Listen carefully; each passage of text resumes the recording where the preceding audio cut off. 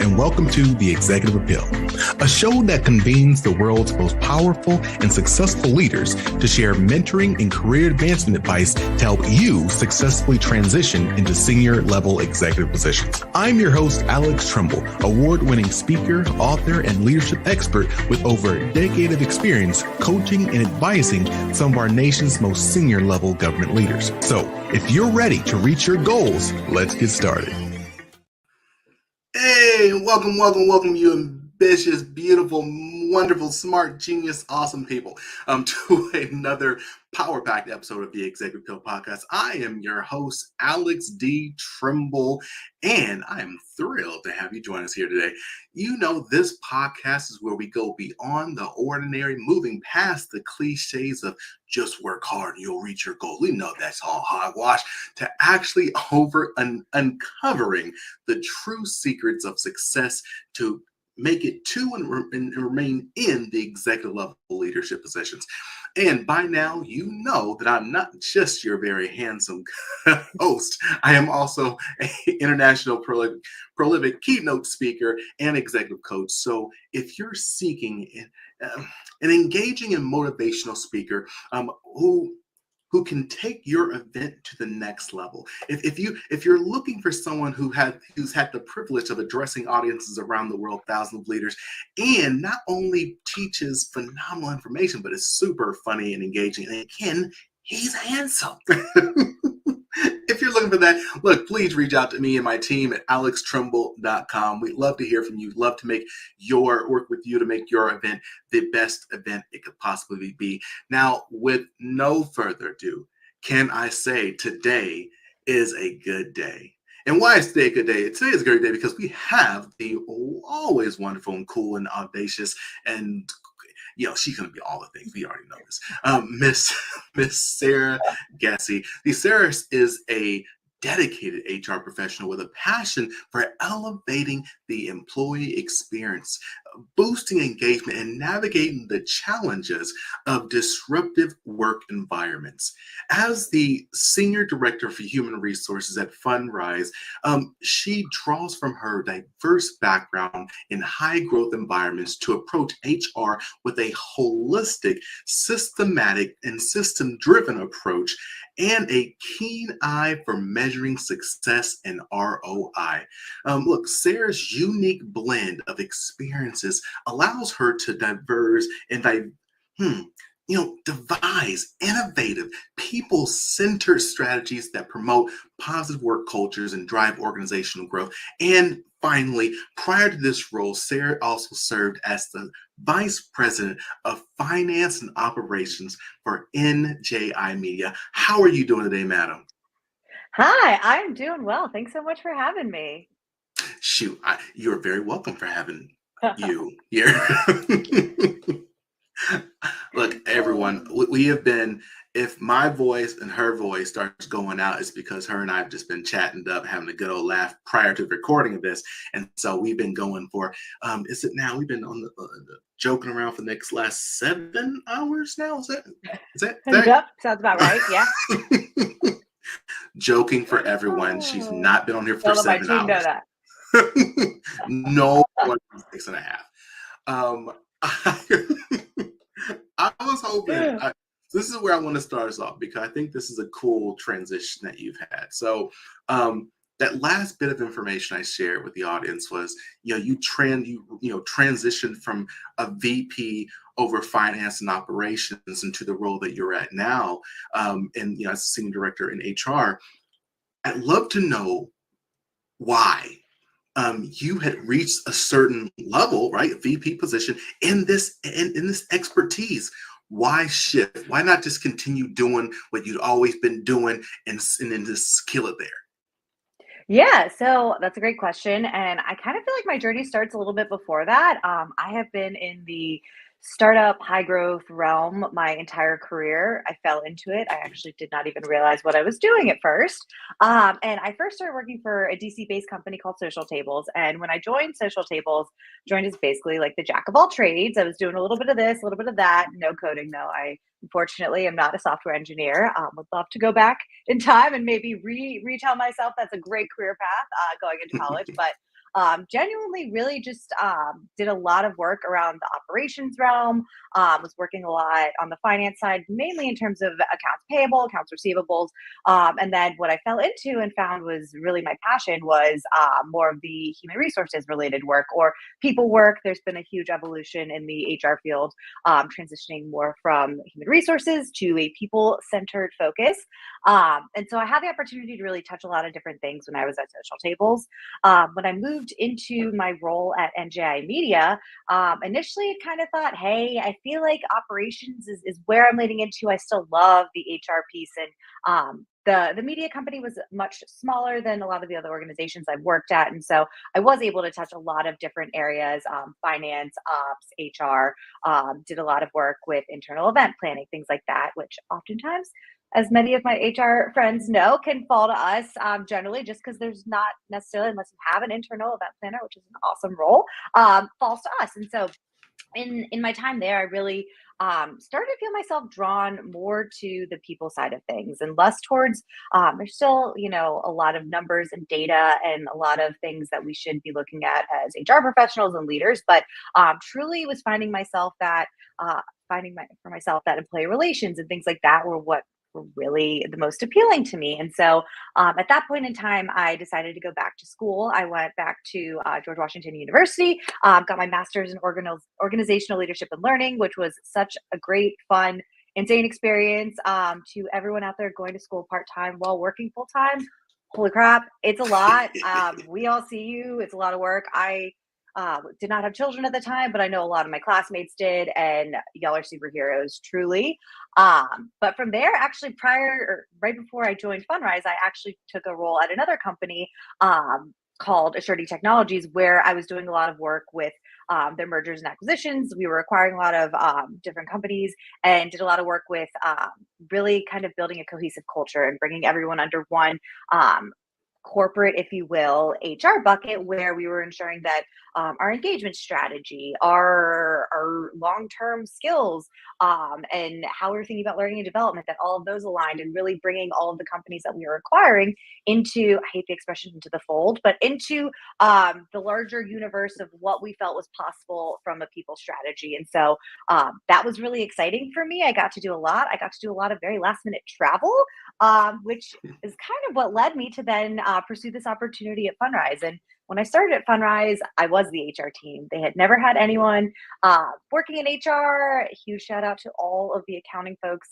at Fundrise who were managing payroll and benefits prior to me joining, because I know it was not exactly what they wanted to be doing. And as with a lot of smaller organizations, not even just startups, people wear a lot of different hats. And so totally appreciate all of that work. But that was really kind of what drew me to this role, was getting to build the function from the ground up. And it's been a really exciting time for me. I think, as I mentioned earlier, there's numbers, there's data involved in every role. And for me, what I really find is my passion is also taking the data that we're seeing and trying to build that narrative in terms of how does this relate to some of the other things that we're seeing, whether it's engagement data that's then, being paired next to performance data and hiring data, and really trying to get to a spot where, people analytics is one of the new things that everyone is talking about, and getting to a point where you have predictive analytics. And so for me, it's kind of the marriage of those two worlds that's really exciting for me. And that's really how I got to where I am right now. So look, here's my thing. I apologize to do this. Everyone who listens to the podcast know that I never ask a question just to ask a question. There's always a reason. Sorry.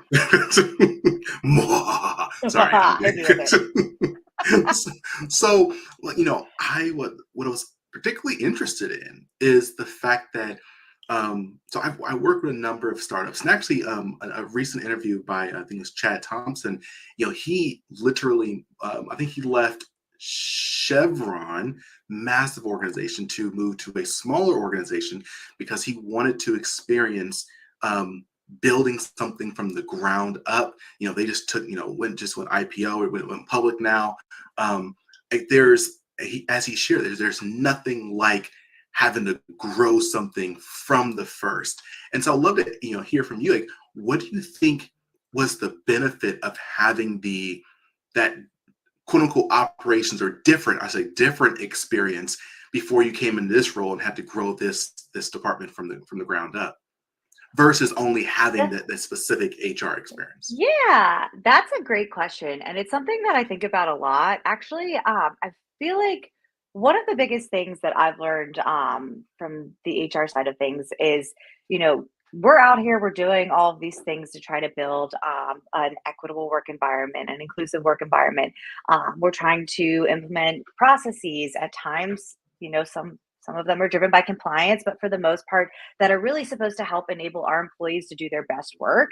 And I think there's a lot of times that we, and I even find myself getting stuck in this as well, can kind of only get tunnel vision on like, well, this is what makes the most sense for me, forgetting that, other people and other teams work differently. I mean, adult learning styles vary across the Hmm. board, but just generally, even how certain teams collaborate, how our engineering team collaborates with our product team is significantly different than how our accounting team is working with legal. And so all that is to say, I think for any human centered process to be successful, you really need to be thinking about all of the different elements and all of the different people that it's catering to. And so, coming from an ops experience or background, excuse me, I feel like has really helped me understand a little bit more. I will never pretend to have experience across every single function. That would be really fun and exciting and time consuming. But I think it really kind of lends itself to trying to think from a different perspective, like, okay, this makes sense from an HR perspective, but what about,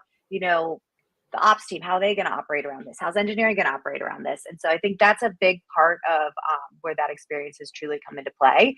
And then I think, shout out to all my ops folks out there. I think it really teaches you that if it's not my job for someone else, a lot of times it's your job. And a lot of times it's how can we make sure that we're able to really move this thing forward and what is that going to take? And I think that really taught me persistence and resilience, and coming in and being the first at anything is so difficult. It can be incredibly lonely, and it's an area where you do really need to have that strength internally of, yes, I can do this, and being able to understand that a lot of times too, something you might try might fail, and to not let that knock you down. And so I think that background has so really helped me segue into this aspect of my career where I've found that, I mean, we're dealing with humans all the time. They're so unpredictable. We are Hmm. unpredictable beings. And I think it just really helps build that foundation of trying to always think about who's the human behind this. Yeah, I couldn't agree with you more. I still remember at the beginning of my career, I oversaw exec ed for Interior, for the U.S. Department of the Interior, and again, I loved what I did. I put on trainings, I coached and mentored executives. Again, super young in my career, and I got some really great advice from one of the executives I worked with. He had a good deal of private sector experience before he came to the federal government. Now, let me just really quickly say, I am not saying anything about people who don't have private sector experience. I'm saying that this is what he shared with me, and he said it broadens your way of thinking, because you have to think differently in the private sector. And so, instead of just doing the exec ed, I have my business, GPS Leadership Solutions. I've been running it, since 2013. And in my day job, I took on different roles. I took on program manager roles, budgeting roles. I took on a chief of staff role, and I worked at different levels in the organization, national versus local.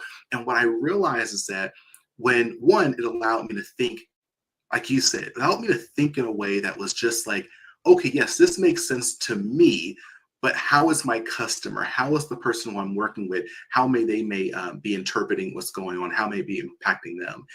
And as I looked around at every level, I talked to people who were at the national level versus the regional level or local level. They'd be like, oh, the local level, like, oh, those national level don't understand us. They're just trying to be so mean. And the local, national level be like, oh, the region's not doing this. And very few people understood the context of the other side, or were willing to spend the time to understand the context to the other side, versus saying or believing they just didn't care about them, and so on and so forth.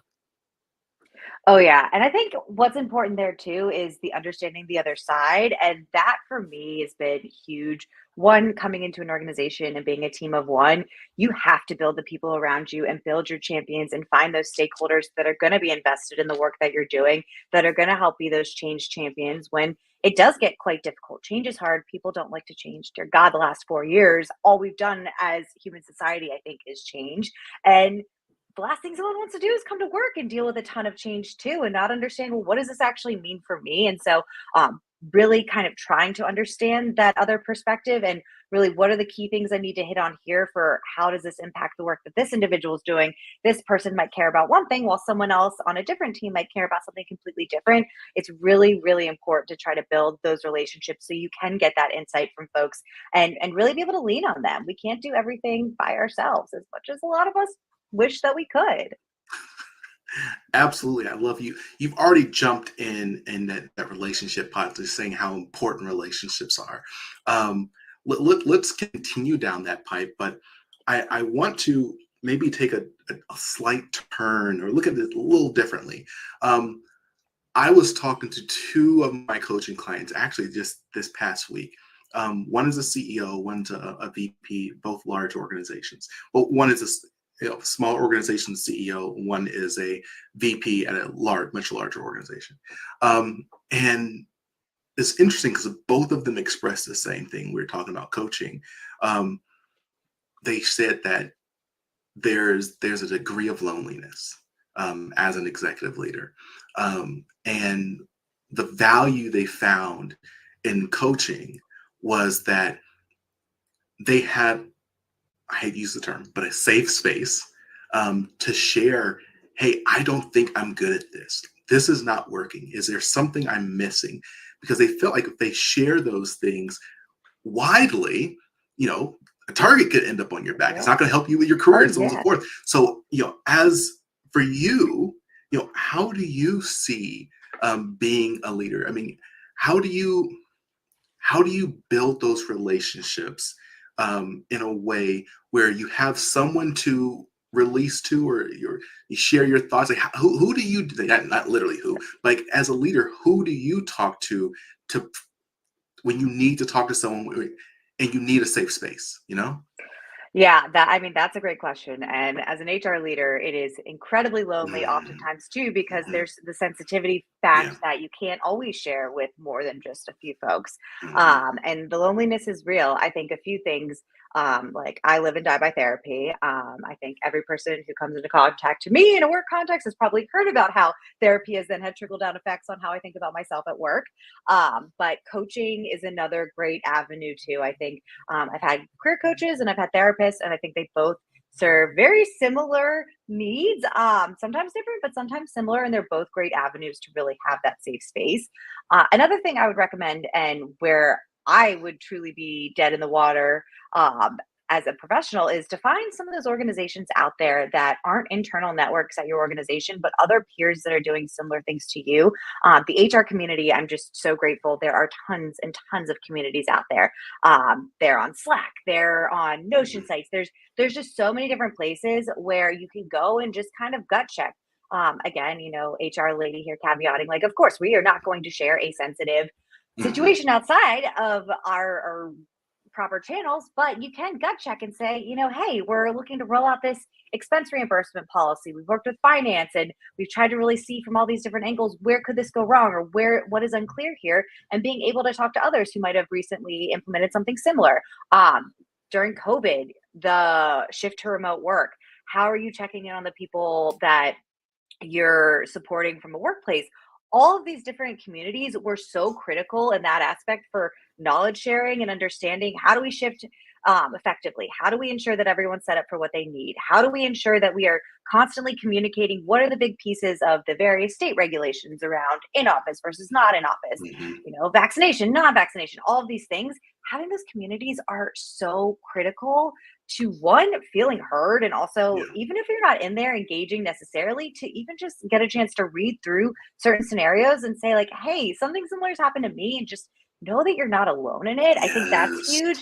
But then also, and again, I'm sure other industries or professions are doing this, but I'm so grateful. HR has become so open source in how people are comfortable sharing, whether it's a new program or policy that they've implemented, just a groundbreaking new idea for the future of work, and really being able to share a lot of the details around that so that you can then take that and adapt it and try and experiment with it at your own workplace. I think that's been absolutely huge and really does help with the loneliness. It's also great for building connections with individuals there where you do have that group of people that you can really lean on when things get difficult and when you can't talk to someone in your organization.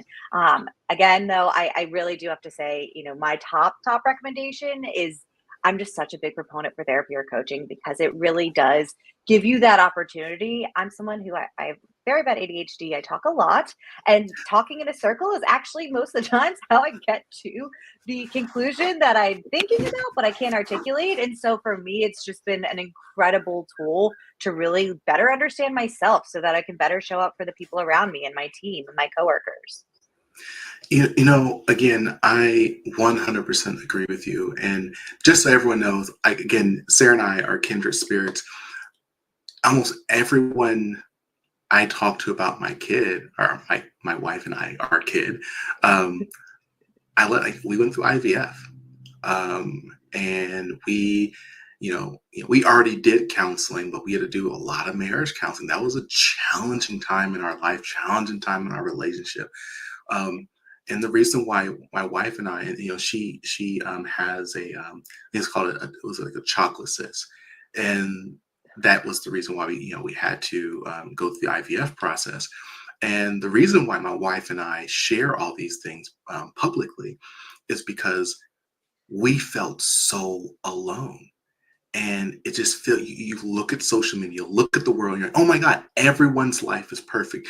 Everyone's having kids so easily. Everyone's marriage is wonderful. And that's not the case. And I think it's because most people don't share those pieces of their life. So you feel so alone. And I can tell you when my boy was first born, I actually shared this long post about how, we went through the IVF process. It was challenging, a lot of emotions and so on and so forth. I can't tell you how many people just emailed me directly telling me, I saw your post. Thank you so much. We're going through this right now. We thought we were the only ones. And so I love what you're doing, Sarah, which is sharing your journey because, again, we're not the only ones going through this stuff. And so I wanted to put something else on the table, if you don't mind me asking. Yeah, of course. So you mentioned now a couple times ADHD, and it's actually interesting. I got what's the word? Diagnosed with it. Diagnostic. Years ago, like after I had my first job, I'd already written my first book and so on and so forth. And I got, went and got tested, and they were like, "Hey, yeah, you got pretty strong." And we started talking through it, and he was like, "Yeah, you're kind of lucky that you were so self-aware. Like, for example, like I knew in college I couldn't sit any place where I could see the door open because every time someone walked by, I'm gonna look. I can't stop myself. But I knew it, so I positioned myself away from those things. Like I just happened to been self-aware enough to put controls in my life to help me focus. Can I ask you, like, what have you done to help yourself be successful? Again, I would not even say in spite of, because I think ADHD has actually helped me in a lot of different ways. Yeah, no, that's a great question. I also have generalized anxiety disorder, so I have like certain amplifications at times that I'm always like laughing with my partner about. But I mean, similarly, I was not diagnosed until probably my early 20s. I think we could talk for hours on this, but a lot of the initial research had been done on younger males, generally white males in like early school age. And so I think there's so many things that I'm constantly talking to my therapist about where she's like, hey, this new research came out and it's reminding me of something that we talked about that really could relate to kind of why you're experiencing this feeling. And you know me, I'm TMI over here, but like I learned, a couple days before it's a certain time of the month, like your impulsive shopping urges might kick in. And so, you might want to go to Target more often than normal or whatever. I have learned now there are certain times of the year, just generally, I can't go to Target. Love that place. But I think it really has been quite interesting for me because there are things that I that I've seen and experienced myself that I didn't always know, like, why am I doing this? Why do I constantly want to talk? And it's not necessarily because I want to like always, I feel like I have the best idea in the room. I feel like half the times I actually have probably one of the worst ideas in the room, but it's just there's so many things that I've learned through therapy and through really taking a deep dive into what is ADHD actually mean and how does it manifest. And I think oftentimes people also just assume it's, you're fidgeting, you can't concentrate, which is a very difficult piece of it. Side note, my partner and I were getting coffee this weekend and standing outside with the dogs. And I was watching this girl who was working in a window across the street, and he came out with our coffees, and I was sitting there and I'm like, this would have been my worst nightmare of a work situation of like, I'm sitting in front of a window and watching all these people walk past. Like, I cannot do that. It is way distracting. I'm someone where like I will start a task and then someone will send me a message and I will be like, oh, let me redirect to this. And I bounce all over the place. And I think that's been helped me be successful in some ways too, because I'm not someone who has to take an hour to shift mindsets Yeah, into a new yeah. project. I can shift very quickly. But that also means that if I need to actually sit down and get something done, start to finish, I am literally putting my phone in another room, sometimes in the basement. I am Mhm. turning off my email and Slack notifications. I have one tab open and full screened it so that nothing else can get in my way. And, it just kind of helps you learn how to work around some of those challenges. And I think it's also interesting because it's helped me relate to other folks on my team in ways that I wouldn't have normally expected. And I'm able to go in and say, like, hey, here's how I might behave in this moment because I know that this is Mm. how I am. And Yeah. so I want you to understand this going in. So I'm hoping, and if there are moments where it's either making you confused or making you feel like you're not being heard, to please call Mhm. that out. I'm not going to get offended by that. I understand that this is something that comes to me naturally in terms of like I need to talk or insert an idea or something. And like I am oftentimes leaving a call and cringing, like you should have just shut your mouth. And so trying to use that to empower people too, because I think, I'm really grateful. I get to lead an amazing team, but I understand if you're talking to your boss, it's not always easy to be like, hey, can you shut up? I'm like trying to get a point across. And that's so critical for me to understand, like, hey, you're talking too much and now they can't get their point across that I think it's really helped in that sense. I also feel like there's so many other things that like it's taught me about myself, executive functioning and certain Mhm. points in the day where like this is a great time for me to have meetings.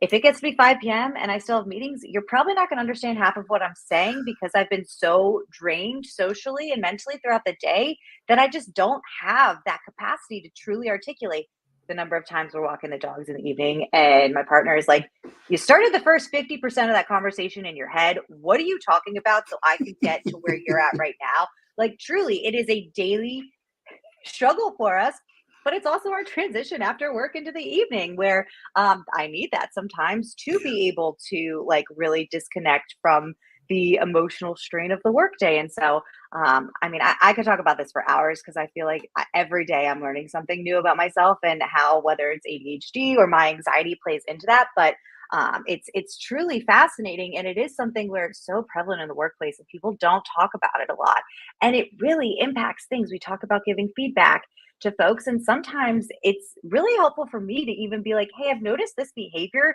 and I'm going to just share a story with you about how I react in this moment, and I wonder if that resonates with you so I can understand maybe this isn't like an intentional thing, it's actually something more related to something else going on. And so really trying to use that too to try and understand what other people might be going through.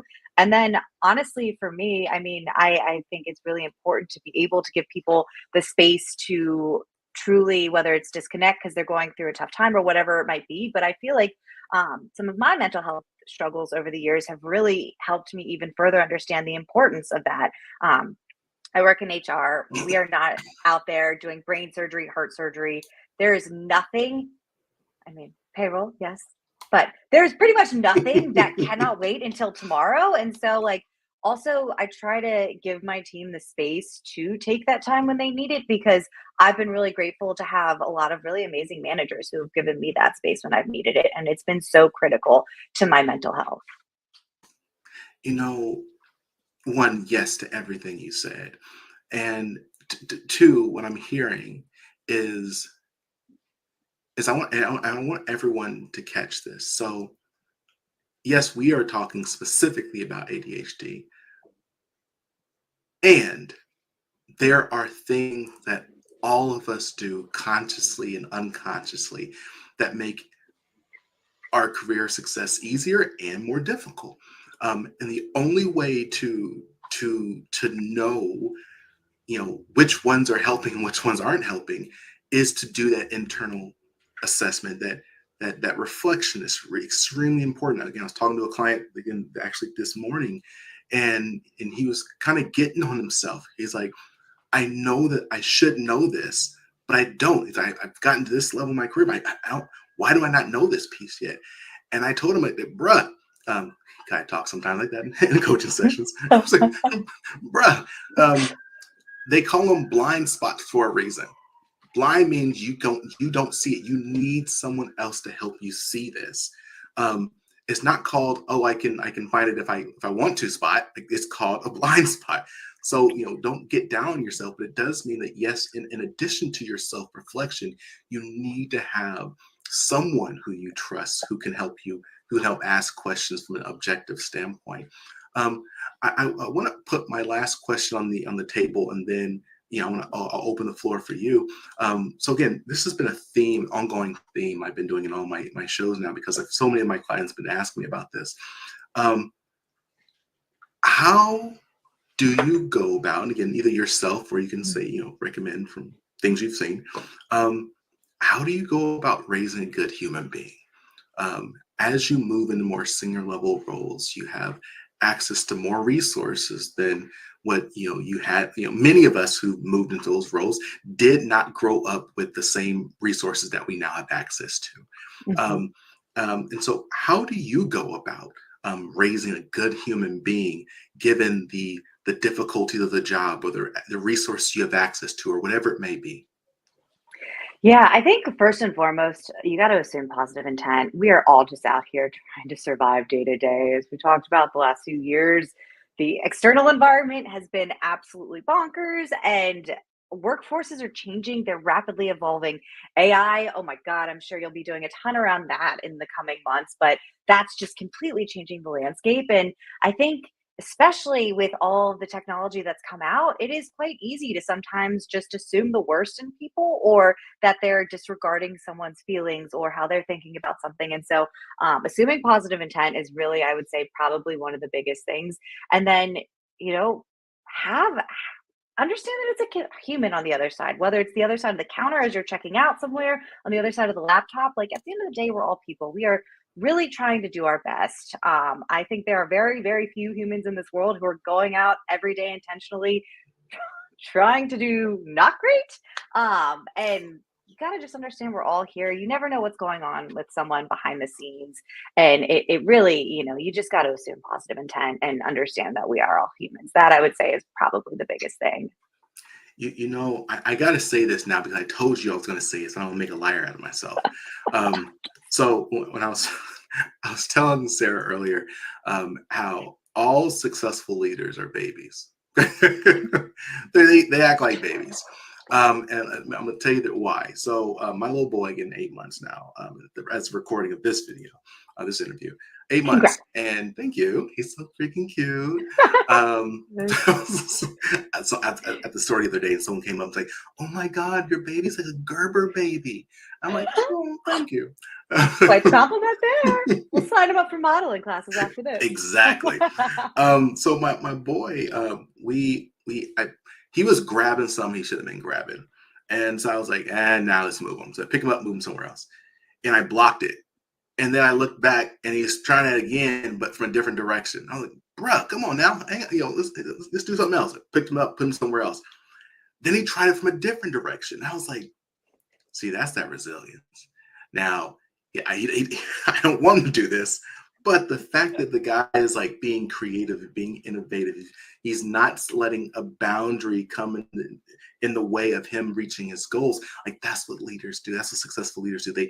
They're always finding creative ways to meet a goal, versus saying, "Oh my God, sorry, that door got closed. I guess we should go home, grab our toys and go back home." Is there anything you want to say in response to that, and then we'll wrap up?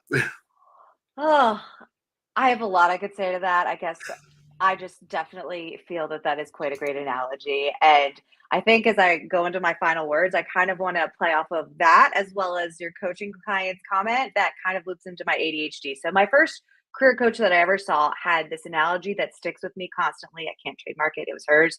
But essentially, as you go through the stages of awareness, you can think about it like it's being like you're being potty trained, where first, you're waking up in the middle of the night and you're like, oh, I peed the bed.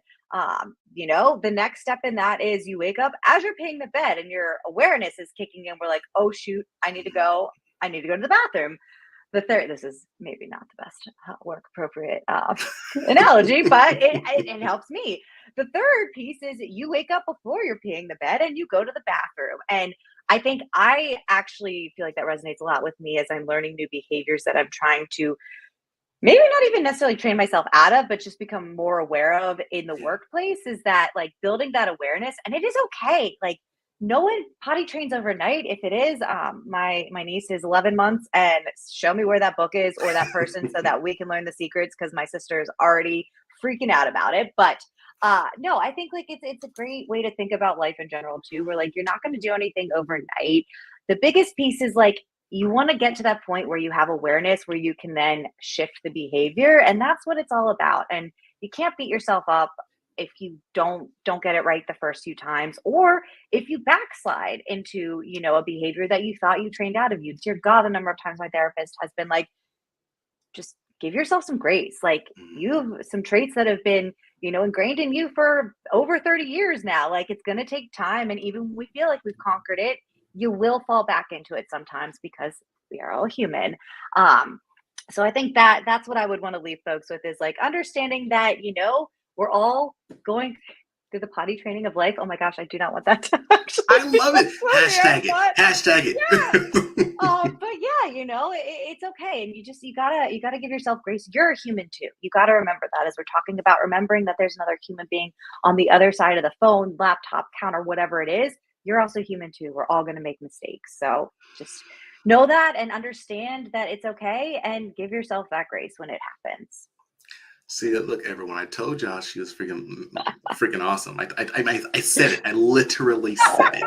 What's it called? Thank you so much, Sarah, for joining us today. I appreciate you so much. Everyone, look, if you haven't done so already, one, click the like, click subscribe, comment. Again, if you found any value from what was shared today,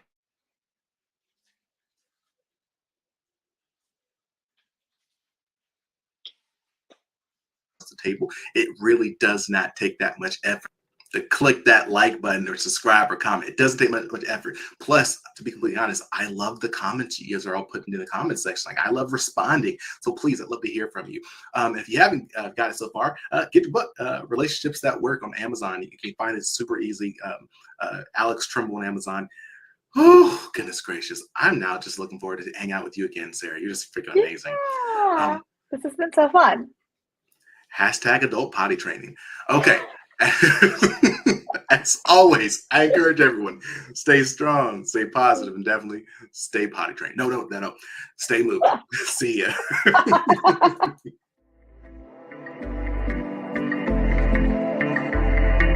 Thanks for listening to The Executive Appeal with Alex Tremble. I invite you to follow The Executive Appeal wherever you listen to podcasts. Follow me, your host, Alex Tremble, across all socials or via email for exclusive webinars, courses, and speaking engagements on continued topics of executive leadership. So until next time, stay strong, stay positive, and definitely stay moving.